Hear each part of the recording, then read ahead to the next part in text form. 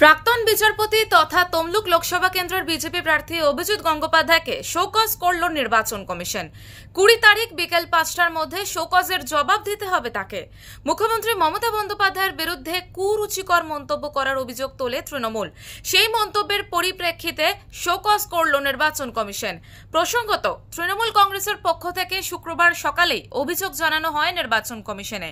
অভিজিৎ গঙ্গোপাধ্যায়ের এই মন্তব্যের কড়া সমালোচনা করেন রাজ্যের মন্ত্রী শশী পাঁজা।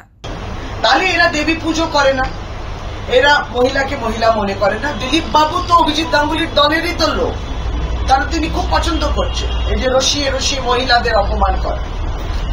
অভিষেক বন্দ্যোপাধ্যায় আজকে একটি রোড শো করছে তমলুকে, এবং তারপর সভাও আছে হুগলিতে। দিদি গতকালকেও করেছে।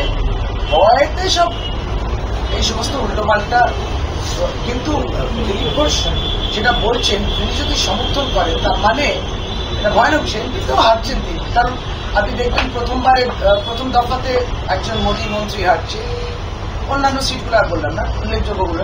দ্বিতীয় দফাতে বর্তমান সভাপতি বিজেপি হারছে, তৃতীয় দফাতে প্রাক্তন, এই চতুর্থতে বোধহয় প্রাক্তন সভাপতি হারছে। খুব খারাপ অবস্থা। শেখ এরশাদের রিপোর্ট, ওঙ্কার বাংলা।